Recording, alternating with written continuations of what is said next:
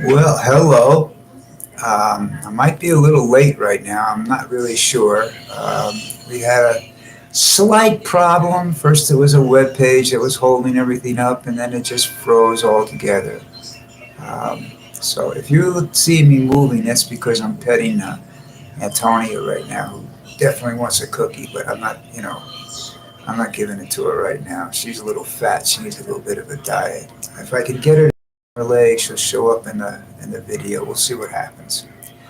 All right, listen. I wanted to talk about something, and I get this because I'm an old guy, and I sit around and I tell people, "Hey, I lived through this, I lived through that." Well, I did live through a lot. I lived through the Newark riots, race riots back in the '60s and whatnot, and I was in the National Guard. I was part of it. I got to talk to people that were there, and and I lived in East Orange. And East Orange was. Let me tell you my experience in East Orange. I came to East Orange. I don't know exactly how old I was, a fifth or sixth grade, anyhow. And I'm in this school, Nassau School, and I'm a young guy because I'm younger than everybody else. Don't ask me how that worked out. Everybody said it was because of the month I was born in and everything, but well, who knows? Um, but I was the youngest guy in the schoolyard one day, and this guy comes over to me, a big black kid. He's about 17, 16. I think he's to school.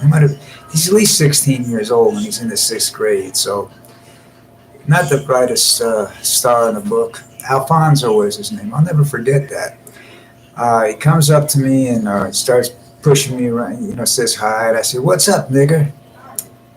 And he said, "What'd you say?" I said, "What's up, nigger?" And he broke my nose.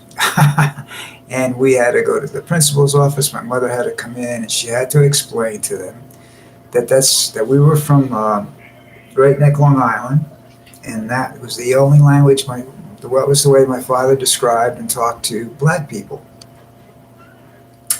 So I didn't know any better. And my mother was a very persuasive woman and everything, and she said, "Oh, they said okay, okay."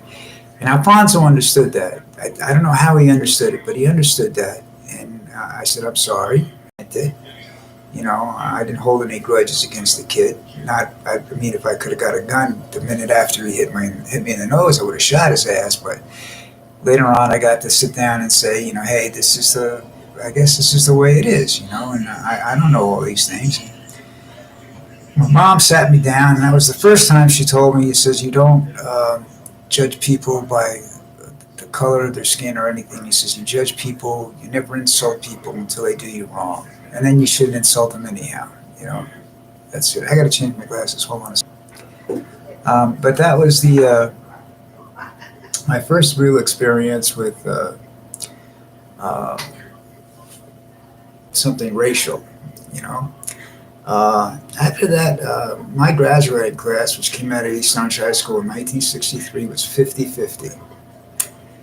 2 years later, they told the remaining two or three white children not to come back to that school. They couldn't guarantee their safety. Things are different, now. They would have had to guarantee their safety, or they would have bust all the black kids to a white school, but all the white kids bust all the white kids to the black school. But anyhow, the town was racially equal. There wasn't a lot of racial violence in the town. There was a normal crap going on, between kids and whatnot. But we fought with Newark. Newark were the bad people, So the blacks, the Italians, everybody, we fought with Newark. You know, if you fought by yourself, you were usually a new kid in town. If you got in a fight in high school with some kid, you usually were the new kid in town, or you were just stupid. Or you were awkward. You were big and awkward. Some kid I remember was about 6'8", 6'9", white boy, got his butt beat to shit by this kid John Freeman. John Freeman was an Olympic boxer, black. I'm not an Olympic AAU boxer.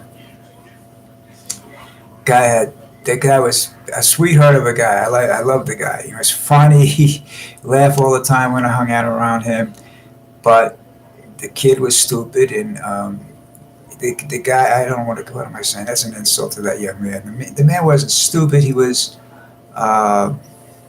What's the term I'm looking for?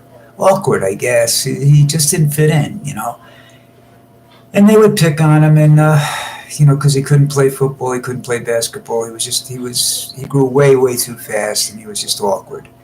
And they eventually he became friends with everybody, but he got his ass kicked that day. And he shortly after that he left school, which was a bad thing because he wasn't stupid. He was just, I don't know what the term is. I don't want to say slow. He just awkward. He said things and did, he was just different, and I never saw that much of him. I didn't hang around with him. We didn't have the same classes. If I remember correctly, we were in different grades. I don't know. I looked in my yearbook. I can't find his picture. So he wasn't around the end of '62. So, but anyhow, you get all this stuff going on back then. You had the riots going on back then and everything, and everybody's. And then Johnson passes the anti-segregation legislation and everything, and people say, "Oh boy, wow, that's okay now," And then for a while, everything was okay. So this is talking, right around the riot. Then the riots started and everything. It was You didn't know what the riots were about. They were either racial or anti-war. But there was a lot of protesting and riots going on back then. It seemed that was the thing to do in the spring. The people that got hurt in that were the people that lived in the neighborhoods because they chased out the merchants and whatnot. They got rid of the guys or people that were giving credit to them and whatnot. Their houses were the ones that got burned. All that stuff that made absolutely no sense to anybody in the neighborhood. It didn't make any sense to them either. It was just they've done psychological studies on this mob mentality. Once it starts, it just gets way out of hand, and there's nothing you can do about it. They don't bring that up in the D.C. Insurrection, but that's probably a lot of what happened there. It's a mob mentality. You get in that mob, and once you're in that mob, you become part of it, and you do things that you ordinarily wouldn't do. But the story goes on that these things happened, and then they did. After the segregation and they used voters' right, all this stuff that you can vote, don't worry about it. Black people get rights. They can ride anywhere, they can sit anywhere. Well, that didn't work out right away. It took a long time for that to take shape. But after a while, people realized, there's no reason to hate them. Most of the people, there were still a lot of people that didn't think they were human. So that they treated them such. They were hung, they were beaten, whatever. But the next step was what they call gerrymandering. They would reshape congressional districts so that the black people they weren't denying the black people the vote. They were just not letting them vote for who they wanted to vote for, where they wanted to vote for them. So they ended up with people and representing them in the Congress and whatnot that really weren't from their area, weren't locals. Kind of a stupid thing. They fixed that up a few years ago. I don't know. They fixed that up eventually too, but it still goes on. And now you have this. They're back at it again because Trump gave them a voice. And they're going around and trying to. They claim voter fraud because he claimed voter fraud, not the fact that he was a stupid idiot and that he didn't do anything worthwhile getting reelected. So that's why he's didn't get reelected. People were. He just sat back and let lots of Americans die with the virus and didn't care. So tells people don't get the virus, and the virus is dangerous. Yet he was vaccinated in secret in January. So, but the thing that getting back to the racial part of it is, if they are dumb enough to believe, that they think that this is just Black Lives Matter, is going to be a bunch of blacks marching, It ain't gonna happen that way this time. You know, you've got armed militia all over the country, and for the most part, they're all white, and they're not going to sit around and let a bunch of black people push them around. But you know, if the black people were smart, I've said this. I forget who said this. Somebody said this a long time ago. It was a politician said, if the blacks, the Latinos, and the Native Americans ever sat down and got together and formed one massive party, they could control this country. Nothing the white people could do about it. They don't have the votes. You know, that's the thing. You know, it depends on how you classify a white person. Is a Latino a white person, or is he a person of color? If it's a person of color, they outnumber the white people. You know, when people think of people of color, they think of blacks. They don't think of Italian. They don't think of dark-skinned Italians. They don't think of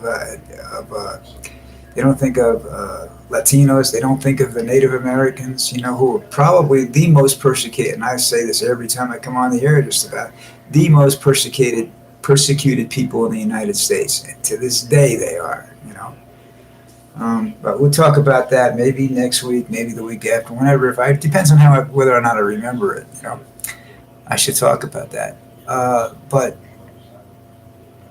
I don't understand. You know, my mom told me this, and it's really true. I worked in a lot of places, and in the restaurant industry. You know, and I worked in what made these bars. I worked in the Rusty Scupper when the Rusty Scupper in West Orange was probably the fifth busiest bar in the United States. It was an unbelievable place, and it worked together because everybody worked together. We had black people as busboys, we had black people as dishwashers, we had Latinos running around, we had white people running around. They all showed up at my house when I threw a party because they were all invited, you know, and we all got along. There were no fights in the restaurant amongst people. You know, they all got along. Occasionally you fought with a customer, but you didn't fight with each other. You know, did some of them steal from us? Yeah, but you know, for the most part, they were all good people. Everybody was good. They were hard working. And let me tell you something. The restaurant business back then, that restaurant was a hard place to work in. You made a lot of money, but you earned every dime of it. You know, I was a good party place too, but still, you know. But the deal is that it survived because everybody worked together. And in this country, in order for it to survive, everybody has to work together. The big concern nowadays is that if there is a racial issue, or if the people that organized that insurrection in January get together and try another one, we could have the military involved in this. And the military has white supremacists in it, has had for an awful long time. I mean, you know, go back World War II, wherever you want to start. You know, they've been around in the Army, in the Navy, in the Marine Corps forever. All right. You can see stories, you can read histories, you can read accounts of it all. It's all out there. It still goes on. It's not you know, it hasn't stopped yet. So what happens if they decide to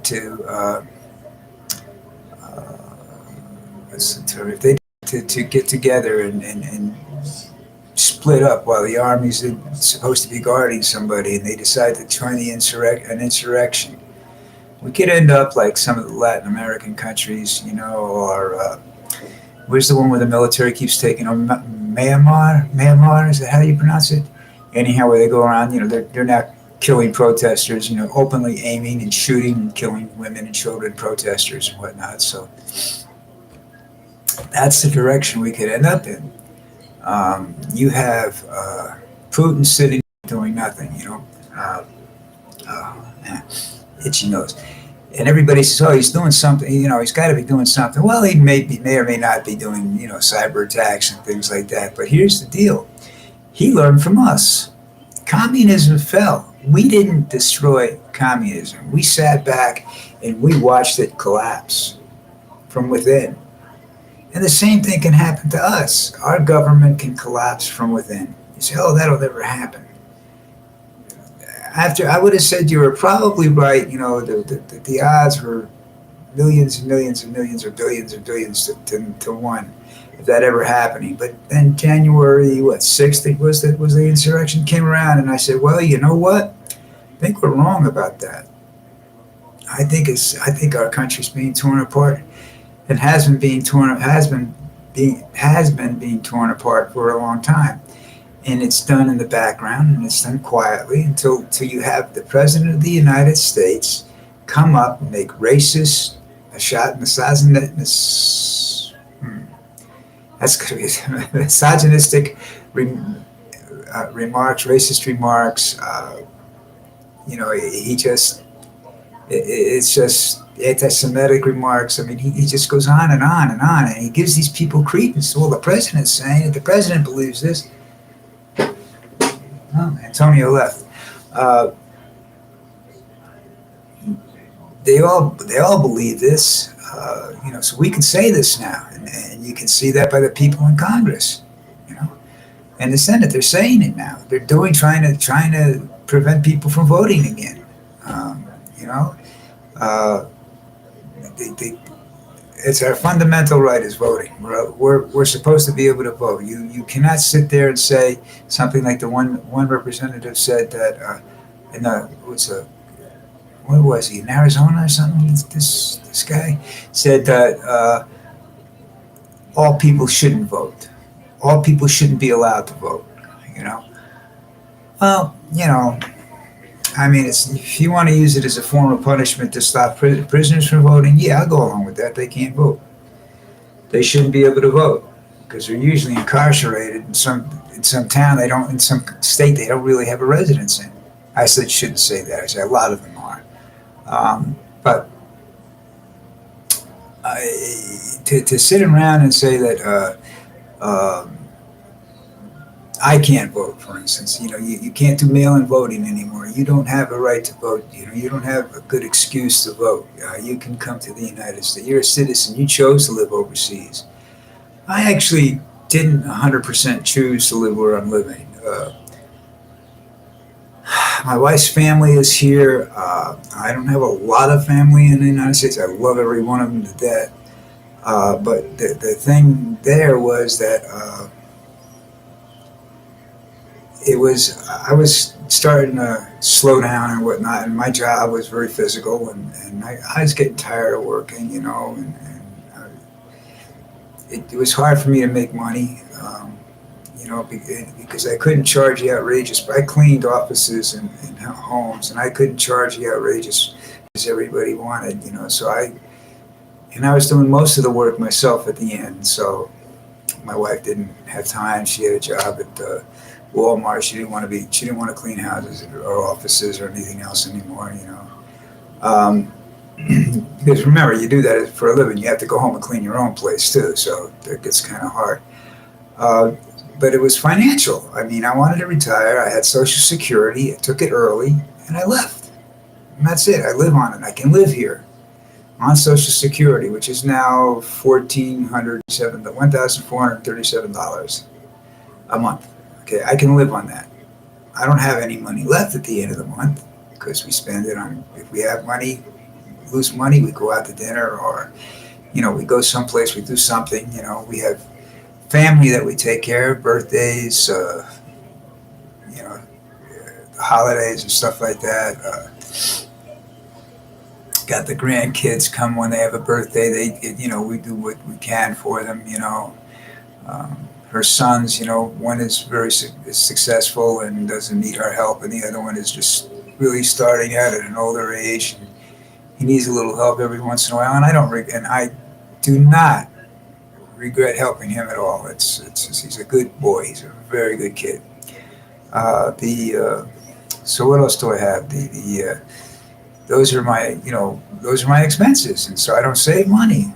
But I could not live on $1,437. My rent when I left was being raised to $1,000 a month. It's okay. I think the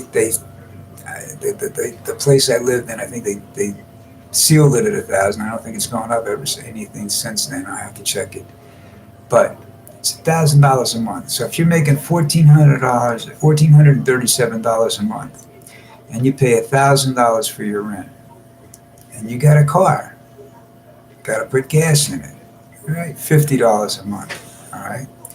Then you got to have a telephone. Well, my phone was taken care of by my business, but saying you don't have that, all right, you have to pay for a phone. Depending on how you use it, anything like that, $30 a month, okay? So you got an extra $90 out of that. Then you've got food, all right? Now, if you're one person, what do you spend a week on food? But then you go out once in a while. You can't sit home every night. So you go out to dinner once a week, get a steak or whatever, you know? At the end of the month, at the end of the middle, by the middle of the month, you got no money left. You got to have car insurance, and health insurance will take the rest of the money away. You don't have any money after that. If you pay for health insurance, you have no money. Okay, at $1,400, you have no money. You know, if you'll be getting months where you have to decide, what do I want to do? Do I want to pay my rent or do I want to pay my health insurance? That's the cost of living in New Jersey. Well, you could have lived someplace else. I didn't have the money to move to someplace else. I mean, if I was going to move to someplace else, the rent-wise, it wasn't going to be any big, that big a break. I mean, I live right next. I could walk to everything where I live. If I want, I could get a cheaper rent in New Jersey if I and get pretty much the same size apartment. But I wasn't going to be walking to work. I wasn't going to be able to walk to the store. To pick up some bread or something like that. I was going to have to get in the car and drive. 15 minutes, whatever, This is all why I'm down here. And why do I write about these things like racial relationships, right? I have great relationships with a lot of different people, okay? In America, I had a lot of relationships with black people, white people, Puerto Rican. I don't know if I had any with Puerto Ricans or not. I'm not saying I didn't try. I just said, I don't think they were around. The Latinos that I ran into were Colombian, Brazilian, Chile, Venezuelan, stuff like that. Not so much Puerto Rico. Cubans, I ran into a few. I ran into some Native Americans. That's why I know so much about them and their life and whatnot. But to sit around now and say, well, they can't do this, they have to change things, we can't let them vote. They want to suppress women. These guys are old. The young ones just hate it, or are full of hate. The old ones are just stupid and old. I mean, they don't belong there. They don't belong in politics. They need to get out. You have to have progressive thinking, And I don't mean QAnon thinking. I mean legitimate thoughts, good ideas, not based upon conspiracy theories or false information. Is the news false? Well, at times probably is. It's exaggerated for attention. There's a lot of that happens, I'm sure. I think that but to say that claim everything that's negative about you is false, and that's not when you're Donald Trump. That's definitely not true. Maybe somebody else. We have this desire for instant gratification that brings that forward now. That's why the riots were live. That's the riot. The Newark riots weren't live. You got edited news footage of that. You got they picked out the violent sections, or that they could get to, or whatever. They didn't pick everything out. When you had the insurrection, and that was live. There was 1 million cameras there. Everybody's got a phone. Everybody was recording it. There was 1 million cameras out there, and people were just feeding off the broadcasts. That's what makes this I call it anti-voter legislation that they're putting through. And it's all Republicans now. And I'm not saying that if the situation was reversed, I think the Democrats would do the same thing. If they lost because of the vote coming out like that, they lost a big meathead did. You know, I think the Democrats would have done the same thing. And you might get a chance to see them get really pissed off because I'm not sure they can win the midterm elections. There's just so many people that are so upset with this country the way it is, and they say we're not great. This country's not great. You know, and they took this, make America great again. I said they're just saying make America white. That's all they want to do. That's how they make America great. There's no policies. There's no real genuine ideas. And the Republicans are good for that. I told you this. I've said this before. They had the idea about the Obamacare. They didn't like it when it was passed. Write a bill, send it to the Congress. Let's see if you can come up with a better idea. No, they didn't even try. They didn't even want to try. Because this bill was put forward by a black man, and that's all they cared about. And that was the first time you should have really realized how much racism there was in this country. When I looked at the comments on, at that time, I think my homepage was Yahoo, and I would look on the comments about the President of the United States back then, Obama. They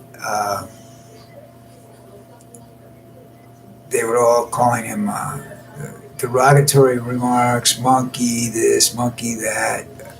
They were all racial. And they were strong, nasty, and these people you couldn't converse with. You couldn't reply to them. You couldn't, because they were just so whacked out with their thinking processes. They didn't have any reasoning whatsoever. They couldn't tell you why, other than the fact that he was black. That we couldn't have a black president. I don't know what's going to happen if we ever get a woman president. I mean, I can tell you what they probably would say. I just don't want to put it on the air right now. It's a tragedy. I mean, you cannot. We eventually, at some point in time, the world is going to have to get together. Will it happen in my lifetime? Not unless we're invaded by aliens from outer space. And that, even then, probably not, because the ideologies in some of these countries are so far apart. That just a small invasion isn't going to do anything. If the planet is threatened by war, if it's threatened by extinction, then maybe the people will come together to survive. Will they stay together afterwards? If they win, no, I don't think so. That's the problem with this country. I mean, that's you hear that saying, gee, can't we all just get along? No, we can't. Should we? Yes. Do we need to? Yes. Will we ever? I doubt it. Well, listen, this is the fat guy. I don't know how I'm going to get Antonia up here. Like I said, I've kept trying this camera I have. I show it to you here. Can I get it to come out of here? It's this little camera here. It's got the mic built in and everything. And the picture and everything is when I go live is not synced up. It doesn't work right. I haven't been able to figure that out. I'm assuming it's something to do with my using Linux and YouTube not working out too good together. But I have no trouble publishing videos that I make. Like I say, I've got 64 out there now, and there will be more. I'll be back next week. I hope to be able to find a happier topic than this. I mean, this is a rather depressing discussion for me. I mean, I wish some people would say something on here, and we could get a discussion going somehow or other, but it doesn't look like that's going to happen. The problem I have with living where I'm living is that I can't get guests on. I only know a couple of people that speak English well enough to come on the air, and they're not involved in politics. They don't discuss politics. They don't believe in politics. I mean, they're just, all they want to do is get up and go to work, come home, fool around, go on vacation, do whatever. which is a shame because this country is going to be in trouble one day too. All right, listen, that's about it for the day. I'll see you next Monday. Remember, it's 8 o'clock in the daylight savings time in the New York area and whatnot. Figure out the rest of the country. I'm still at the same time down here because we don't do daylight savings time. So everybody, take a weekend, a good week rather. Get the vaccine if you can. Get health, stay healthy, keep safe.